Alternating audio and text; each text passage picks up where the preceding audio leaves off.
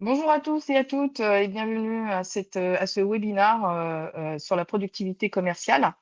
Euh, je vois qu'il y a des personnes qui sont encore en train de se connecter, donc on va attendre juste 3 petites secondes et puis après on démarre et on ira dans le vif du sujet. Donc j'en profite pendant que les personnes commencent à arriver. N'hésitez pas à interagir avec nous via le chat qui est en bas à droite. Et de poser vos questions tout au long de ce webinaire, qui sera plus un webinaire d'interaction en interaction. Donc, n'hésitez pas à participer. Bonjour Alexis, ravi de te voir sur ce webinaire.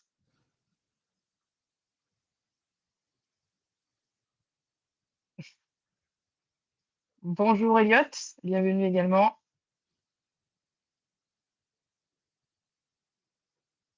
Je vois que ça peut continuer. Bon, on va commencer. Donc, comme je le disais, hein, ben, merci d'être présent à ce webinaire. Donc, moi, je suis Agère Lucas, je suis Head of Sales chez Gimini. Et aujourd'hui, on va vous parler de comment harmoniser, accélérer et rendre mesurable la prospection dans Salesforce. Et pour cela, je suis accompagnée de Lucas. Et Lucas, je vais te laisser te présenter. Oui, bien sûr. Donc, bonjour à tous, Lucas Lorne, architecte solution Salesforce chez Gimini. Donc, j'accompagne nos clients sur des projets depuis plusieurs années avec un focus particulier sur l'optimisation des processus commerciaux. Donc, j'ai eu l'occasion de travailler un petit peu sur différents environnements, Sales Cloud, Service Cloud et bien évidemment Sales Engagement. Voilà. C'est dont on va parler aujourd'hui. Et pour cela, en fait, Lucas a accompagné des clients sur autant des projets complexes dans Sales Engagement que des sujets un peu plus simples. Et justement, il va nous faire un peu son retour d'expérience sur ces accompagnements-là et sur Sales Engagement. Et pour commencer, en fait, Lucas, pourquoi, en fait, pour toi, Sales Engagement devient aujourd'hui un sujet central pour les équipes Sales par rapport à justement ce que tu as pu voir et rencontrer lors de tes projets? Ouais, je dirais qu'aujourd'hui, en fait, on est un petit peu face à un paradoxe où les équipes commerciales, ils n'ont jamais eu autant d'outils, mais jamais aussi peu de temps réellement pour vendre, échanger avec leurs contacts, prospecter, etc. Ce que je veux dire, c'est entre les emails, les notes, réunions internes, etc. Les commerciaux passent plus de temps à organiser, gérer leur journée qu'à réellement entretenir ces relations. Voilà. Et Et c'est là que Sales justement, Engagement va permettre de vraiment faire la diff. et justement, toi qui as vu l'avant et l'après, par exemple, pour les équipes Sales Engagement, qu'est-ce que tu as constaté, qu'est-ce que tu as observé sur l'avant-après Sales Engagement? C'est ce que je disais, hein, c'est que moi, ce que j'ai constaté, c'est que les équipes terrain, les commerciaux, ils passent énormément de temps à préparer leur journée, plutôt que, comme je disais, à parler à leurs prospects, à leurs clients. Et il y a donc beaucoup d'efforts et peu de structure. En fait, les commerciaux veulent aller vite, mais ils se retrouvent à jongler entre quoi faire, dans quel ordre, avec quel message, etc. Et, euh, et eux, leur valeur ajoutée, ce qu'ils ont envie de faire, ce dans quoi ils sont bons, c'est gagner des deals et entretenir ces relations commerciales et pas forcément toute cette partie administrative et d'organisation. Mhm. Et donc pour toi, en fait, il est essentiel, tu penses, le fait d'harmoniser, de donner un cadre sur le process de prospection. Est-ce que ça change vraiment la donne ou c'est juste gadget hein, sur la partie justement harmonisation? Alors, on parle pas de brider les commerciaux, mais Non, exactement.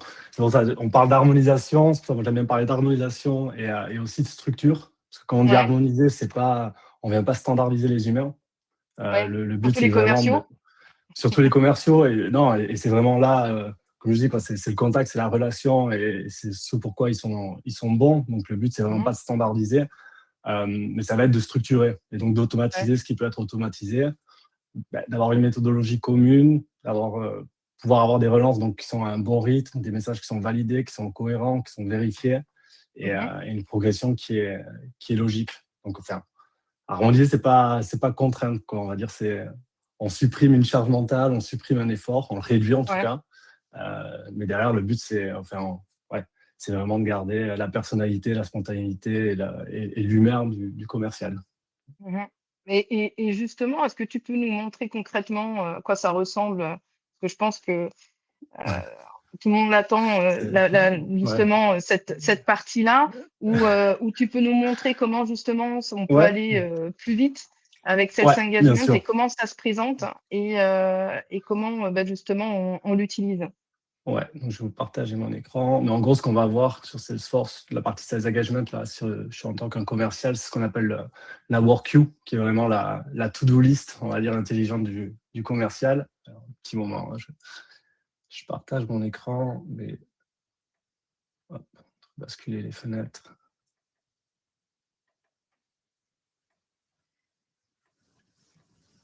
Hop, ok, c'est bon, tu vois mon écran, Agère? Oui, oui, on voit ton Super. écran. Donc voilà, on a une interface Salesforce assez classique, hein. Alors là, je suis sur votre environnement Sales Engagement. Donc, je suis commercial, je me connecte le matin, ben, j'ai mon dashboard, mes différents KPI qui m'intéressent, etc. Avant Sales Engagement, j'avais l'habitude, alors tout dépend, hein, il y a des commerciaux qui vont travailler à partir de vues de liste, qu'on a sur les pistes, sur les contacts, ou sur les opportunités, d'autres vont travailler depuis des rapports, etc. Là, au final, on change un petit peu la donne, et avec Sales Engagement, le commercial, au final, j'en parlais, il va travailler depuis sa work queue. Comme je disais, la work queue, c'est to-do list intelligente. Et c'est là, pour moi, où ça enlève vraiment une grosse charge mentale et un gros effort d'organisation un petit peu de la journée et de comment ça va être rythmé. On verra derrière, on n'a pas trop expliqué ce qu'est une cadence. Une cadence, c'est un enchaînement d'actions qui va être propre à un processus ou à un type de produit, un type d'offre, etc. Là, sur les exemples, on va retrouver là, le nom de mes différentes cadences sur lesquelles certains de mes contacts ou de mes leads ou de mes opportunités sont associés.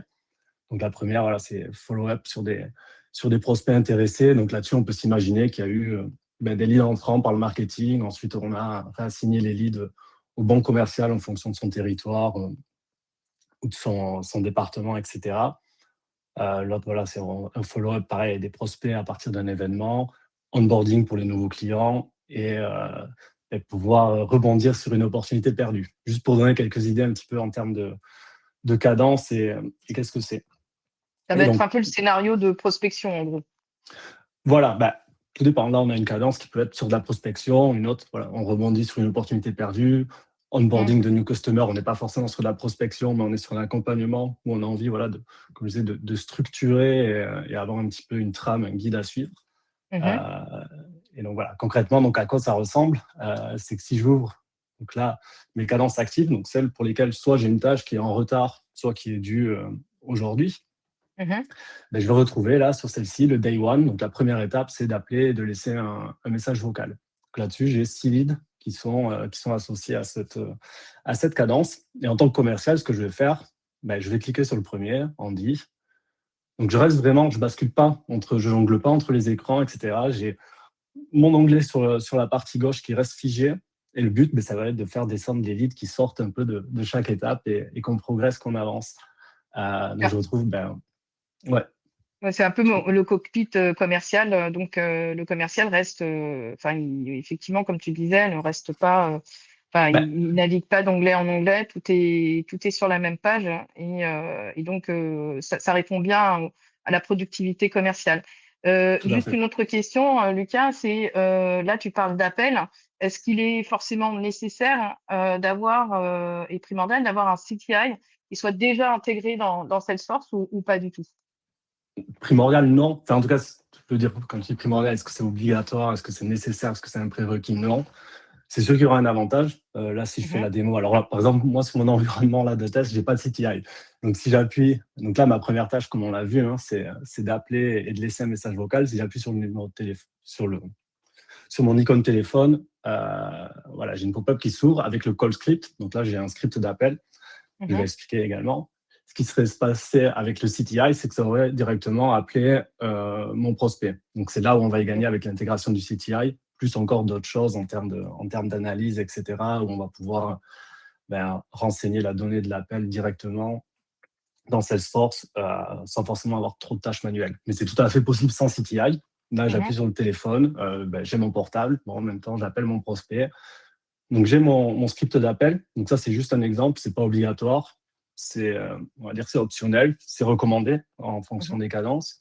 Et le call script, le script d'appel va me permettre d'avoir, voilà, j'ai quelques bullet points avec les points importants que, ce dont je dois parler pendant mon appel. Donc ça peut être intéressant. En termes d'onboarding aussi, il y a un nouveau commercial, il arrive, il ne connaît pas forcément bien le process. Ben, c'est toujours pas mal d'avoir cette checklist de choses à mentionner. Il faut que ça Mmh. reste light. On n'a pas envie d'avoir 40 bullet points, même si on se dit il faut qu'on se dise ces 40 choses. Voilà, si c'est trop compliqué, le commercial, il va même pas chercher à le lire. Mais voilà, là, ça serait un bon exemple. C'est aéré, on a 5 bullet points. Et voilà, je sais que je vais pouvoir m'en rappeler pendant mon appel. Et donc, le but, là, ça va être, si je suis avec le CTI, je vais faire mon appel, je vais prendre des notes en plus si nécessaire. Et je vais sélectionner un outcome de mon appel, un résultat d'appel. Et Mmh. on va le voir derrière. Peut-être que je vais te montrer la construction des cadences. Mais le résultat de mon appel, au final, il va définir quelle est l'action, quelle est la prochaine action. Donc, si directement, je vois que mon prospect il est intéressé, etc., je vais le renseigner. Il y a une liste de sélection, interlocuteur intéressé. Et là Mmh. aussi, au final, le chemin, on se dirige vers l'action qu'on a jugée importante après un intérêt de l'interlocuteur. Si direct, c'est un no-go ou c'est un téléphone erroné ou autre, pareil, ça Mmh. va une autre action, on va clôturer le lead ou on va sortir de la cadence, etc.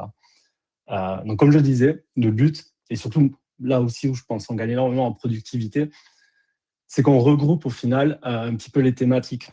Là, on voit que j'ai Mmh. 6 leads qui sont pour la même étape. Donc, je pense qu'en tant que commercial, je vais être vachement plus productif en me disant, OK, là, je me balance mes 6 prospects sur lesquels c'est le premier appel de Discovery. Et je reste dans le même thème. Au final, je les enchaîne les 6.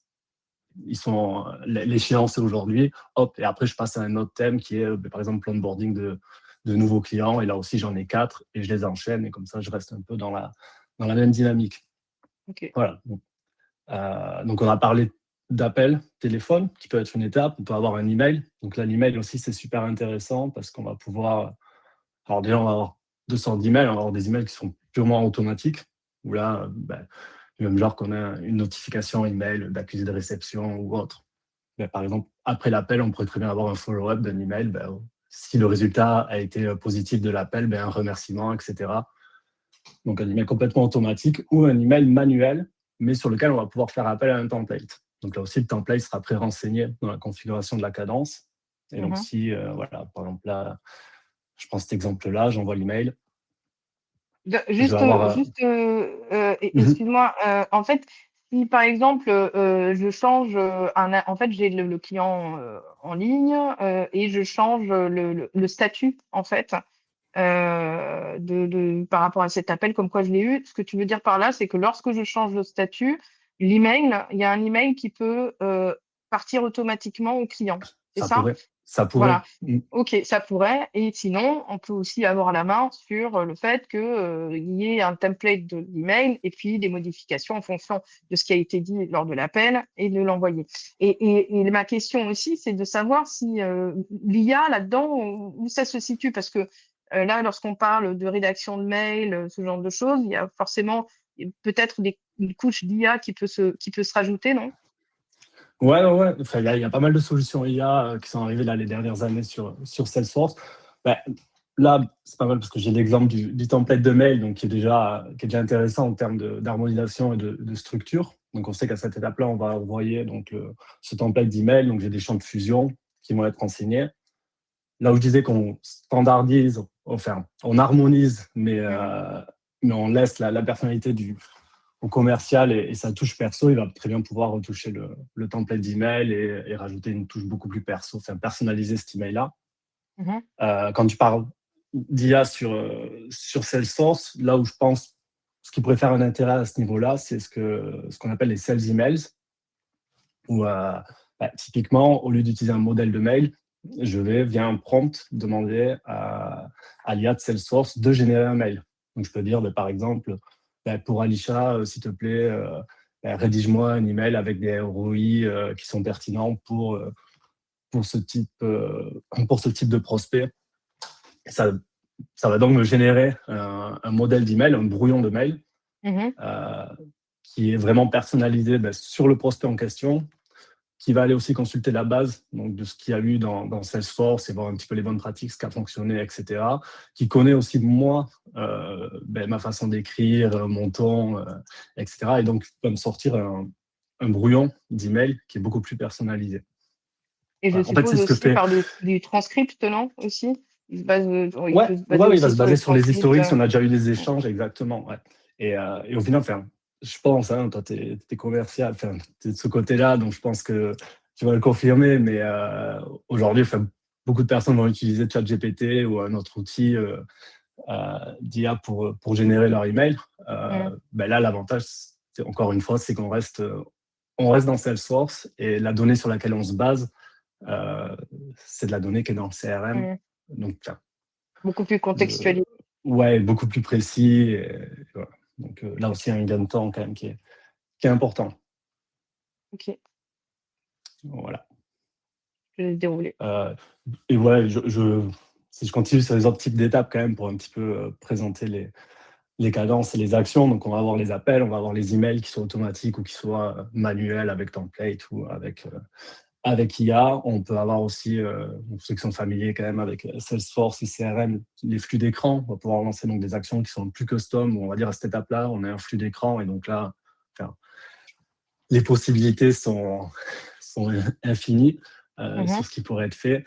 Euh, ou des actions custom du genre, là, rapproche-toi du service financier pour valider telle et telle chose, etc. On va vraiment structurer un process. OK. Et justement, alors peut-être que je vais un peu trop vite, mais comment, en fait, est-ce que déjà un commercial a la main sur les cadences? Et comment se structurent justement les cadences et comment, ça se met en place? Parce que là, en fait, tu nous as montré, au final, le résultat d'un scénario, donc d'une Mm. cadence, mais comment ça s'articule dans Salesforce concrètement, cette mise en Ouais, place? j'ai l'autre onglet qui est ouvert, donc ça tombe bien.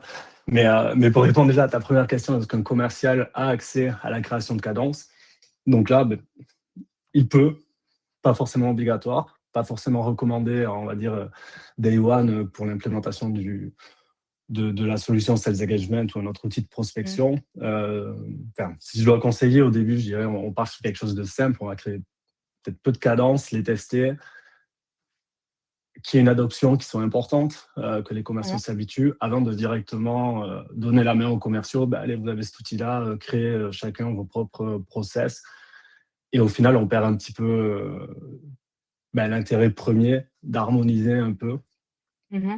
Donc moi, enfin, la préco qu'on aurait en tout cas chez Gemini, c'est de commencer simple, partager certes, un petit nombre de cadences aux commerciaux et derrière, à l'usage, une fois qu'on est bien familier avec l'outil et qu'on connaît les process, on voit ce qui marche et ce qui marche moins. Là, on pourrait Mmh. donner la main, bien sûr, aux commerciaux qui se créent leur propre cadence.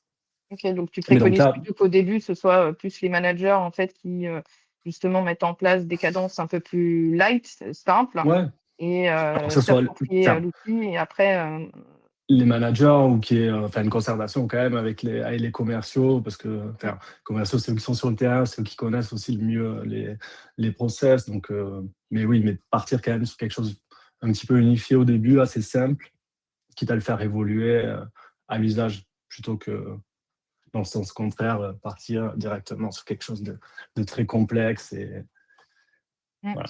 Et toi, en fait, lorsque tu accompagnes des clients, c'est plutôt, en fait, il y a plutôt cette notion d'accompagnement, d'être force de proposition sur, justement, la mise en place des cadences? Ou est-ce que c'est plutôt, ben, le client qui vient, qui a déjà, en fait, en tête, un scénario bien défini et qui dit: «Bon, bah, voilà, moi, je veux, absolument ça, en fait, en termes de cadence» et que vous mettez ça en place?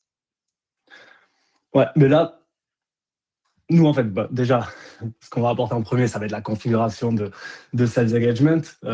Mais ça, en soi, ça va vite. Et derrière, voilà, on va être dans le conseil sur comment adapter Sales Engagement et le processus, les cadences qu'on va pouvoir créer par rapport aux processus commerciaux du client. Mmh. Mais les processus Mmh. commerciaux du client, nous, voilà, on va les apprendre. mais on les connaîtra jamais autant, et c'est pas le but, que Que les les équipes et que le client. Donc on va s'adapter, et nous on va conseiller par rapport à ça, par rapport aux bonnes pratiques, par rapport à la faisabilité aussi, pour qu'on reste maximum dans les standards. On va conseiller par rapport à ce qu'on a vu qui marchait bien, ce qui marche moins bien, etc. Donc on va être dans un accompagnement, et vraiment une collaboration. C'est d'accord, pas Gimini qui va définir le processus commercial que le client va mettre en place pour ses équipes. C'est d'accord. voilà, Donc, il on faut va déjà qu'il écouter, ait en tête des idées. ouais, qu'il a en tête des Mm. idées. Après, enfin, voilà, sur le projet, on va avoir des ateliers, donc on va être dans l'échange, nous, vraiment dans cette phase de vraiment comprendre comment aujourd'hui il fonctionne, quels sont les Mhm. process, quels sont les pain points, enfin, quelles sont les, les choses sur lesquelles ça bloque un peu, ou sur lesquelles il pourrait y avoir des améliorations. Mais ces améliorations, Mhm. c'est nous aussi qui allons les déceler, on va dire, par rapport à ce que l'outil peut amener. Mais, euh, mais voilà, nous, on est dans le conseil, et, et ensemble, donc avec le client et nos précos, on va mettre en place des cadences qui soient efficaces. Mais voilà. Et toi qui as travaillé justement, je sais que tu avais des projets, enfin, il y a eu des projets où il y avait les clients utilisaient du self-loft versus du self-engagement, qui sont passés sur du self-engagement. Toi, ton retour d'expérience là-dessus, c'est du coup, il y a par rapport au retour du client, par rapport justement à l'utilisation de l'un ou de l'autre outil, c'était quoi? Bah, là, on va dire que lorsqu'il y a une migration, parce que SalesLoft, ouais, c'est un autre outil de prospection qui est vraiment semblable à Sales Engagement. Je dirais le gros avantage, parce qu'en termes de possibilités, etc., on se rapproche, chacun a on va dire, a ses spécificités, il peut faire des choses en plus, l'autre en moins, etc. Mais l'énorme avantage là-dessus, c'est que si le CRM est Salesforce, il y a tout un intérêt à être sur Sales Engagement, juste du fait que on se retrouve, on a une base de données, enfin, je veux dire, la donnée est Mhm. unifiée, on est Mhm. sur la même solution, le même outil. On ne peut pas avoir des soucis d'intégration, ou d'avoir voilà, les prospects, si je les ai dans Salesforce en tant que lead et dans un autre outil de prospection, pareil, dans une table avec des contacts ou des leads, il faut quand même que je synchronise, que je définisse qu'est-ce qui est fait de quel côté, etc. Donc, le gros avantage, c'est ça, c'est d'unifier la donnée et qu'on se trouve sur le même outil. Et qu'on Ok. garde ce qui fait la force, enfin vraiment la force aujourd'hui de Salesforce, c'est cette vision 360 où on a toutes ces solutions qui fonctionnent ensemble sur la même plateforme. Ok. Et Voilà. je te laisse continuer à dérouler parce Oui, que je oui, t'ai arrêté on avait, non, non, non, on l'avait ouvert, c'est vrai que mais c'était intéressant. Non, là, c'est juste voilà, sur la construction d'une cadence, comment c'est fait derrière. Donc, sans rentrer dans le technique, parce que maintenant, il y a un nouvel outil qui est assez similaire, mais pour construire les cadences. Là, je suis toujours sur le Cadence Builder, première version, parce que j'ai eu l'habitude de travailler dessus. Et voilà, pour moi, je suis encore un petit peu plus confortable là-dessus. Mais on va dire, c'est très intuitif sur la construction. Donc, des personnes qui connaissent déjà les flows de Salesforce, on voit un petit peu que l'interface il ressemble. Mais ce qu'on va faire, en fait, on va définir un parcours, des étapes sur qu'est-ce qui va se passer sur cette cadence. Donc là, j'ai repris la cadence d'exemple, voilà, recover d'une opportunité perdue. On va dire, voilà, le premier jour, on va reconnecter. Donc là, on voit avec le logo, j'ai rajouté, il y a eu une étape d'email. Donc il pourrait y avoir, là, il y a un modèle de mail qui a été renseigné. Là, ce qu'on imagine, c'est un processus sur Salesforce. L'opportunité est perdue. Donc l'opportunité va être associée à la cadence. Et donc le commercial, en se connectant demain matin, donc day one, le premier jour où l'opportunité est perdue, il a un modèle de mail à envoyer. J'imagine qu'il va dire, voilà, quel dommage, qu'est-ce qui n'a pas fonctionné, pourquoi on n'a pas gagné. Enfin, garder un petit peu ce lien-là. Et donc, les étapes vont s'enchaîner. Donc là aussi, hein, tout à l'heure, je parlais de résultats en fonction, enfin, de chemin que l'on va prendre en fonction du résultat de l'appel. On a la même chose sur l'email. On va pouvoir prendre une direction ou une autre en fonction de est-ce que l'email a été ouvert, est-ce que l'email a été, est-ce qu'un lien a été cliqué, est-ce qu'il y a eu une réponse au mail, etc. Et donc, on va enchaîner ces étapes-là en laissant des laps de temps, on va dire, entre chaque étape. Le Mhm. but, c'est pas non plus d'enchaîner et d'inonder le client. Et donc voilà, on va avoir de l'email, ensuite on va avoir du téléphone. En fonction, l'exemple, en fonction du résultat de l'appel du téléphone, on va prendre une direction ou une autre, etc. Voilà. J'ai juste une question là qui vient d'être posée Ouais. concernant en fait Sales Engagement. Est-ce que ça fonctionne uniquement avec en fait est-ce que avec tous les types d'objets ou juste sur lead, contact, opportunité? Ouais, alors par défaut, c'est lead, contact, personne account, donc vraiment des personnes. On a la possibilité de l'activer ou non dans le setup, dans la config de Sales Engagement aux opportunités. En fait, c'est toujours associé à une personne. En fait, c'est associé à un numéro de téléphone, à un email, à un individu. Tu vois ce que je veux dire? Une Ouais, opportunité, c'est ouais, pas un individu. On va pas le ouais, rattacher à une opportunité parce que l'opportunité, elle va avoir un rôle de contact, elle va être oui, attachée à un individu. Heu, oui. voilà, parce qu'on n'envoie pas un mail à une opportunité. On envoie un mail à un contact qui a un rôle sur cette opportunité. OK. Voilà, mais on est limité après, oui, effectivement, à ces objets-là. Un case, par exemple, c'est enfin, le premier exemple qui vient par la tête, on ne va pas pouvoir associer un ticket, une requête à une cadence. On est vraiment dans la partie pure processus commercial Mmh. et donc sales. OK. J'espère que Heu, ça a répondu à la question. oui, apparemment oui. Bon, top. Je vois pas La le chat, personne te c'est pour ça que remercie. je te demande. Du coup, tu as d'autres choses à montrer, à partager? Ou Non, sur la partie pure, après voilà, hein, le but là, c'est de rester assez général, mais on pourrait aller beaucoup plus loin. Oui, sur les explications de ce que l'on peut faire à partir d'une cadence, comment on assigne un lead ou un contact à une cadence, comment on le retire d'une cadence, etc. mmh. Quels sont les enchaînements, mais je pense que c'est pas le but non plus aujourd'hui d'aller vraiment à ce niveau de détail-là. Mmh. Mais parce que j'ai pas envie de te Ouais. perdre non plus. Non, Mais voilà, donc je pense qu'on va se limiter à ça pour le partage de l'outil, de l'outil. sauf s'il y a des questions, mais voilà.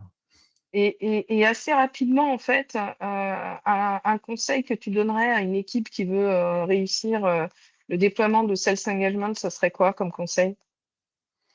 Bah, ouais, tout à l'heure, je te le disais, c'est de commencer simple.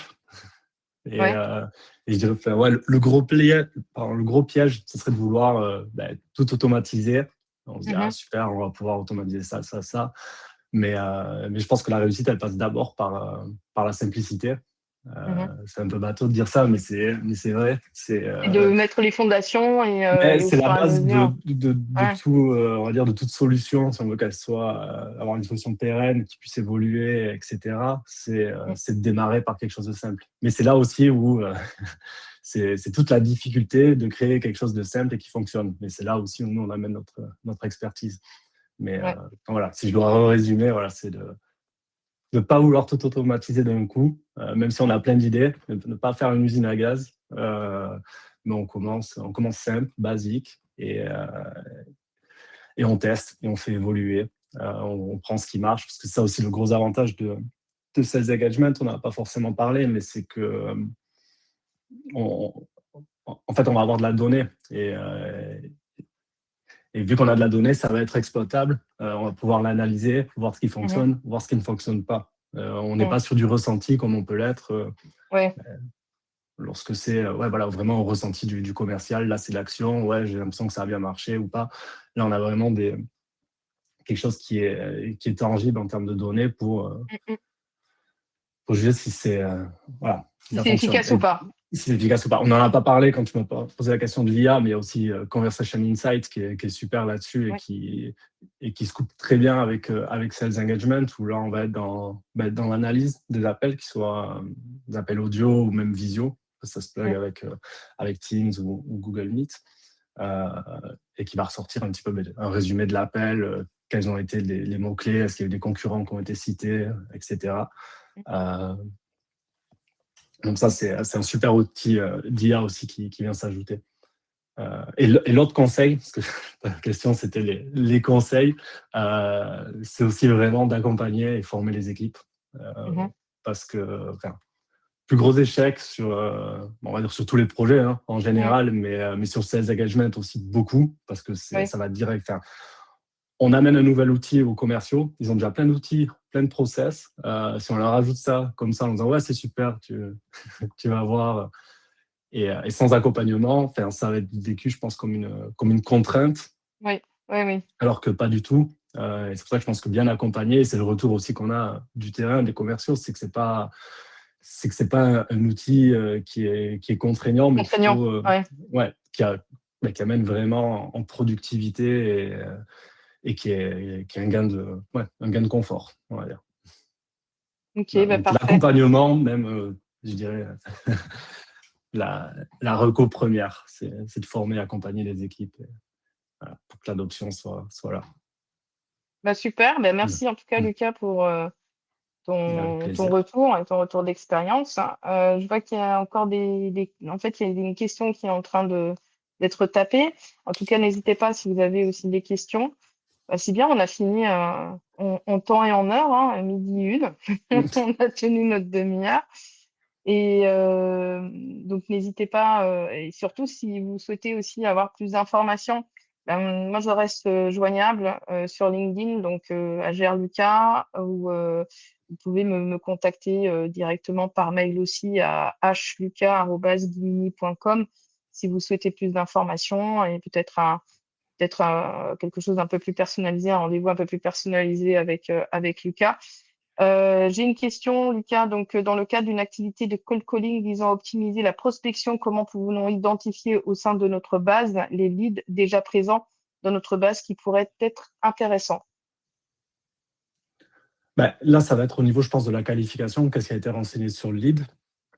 Donc là, on est vraiment.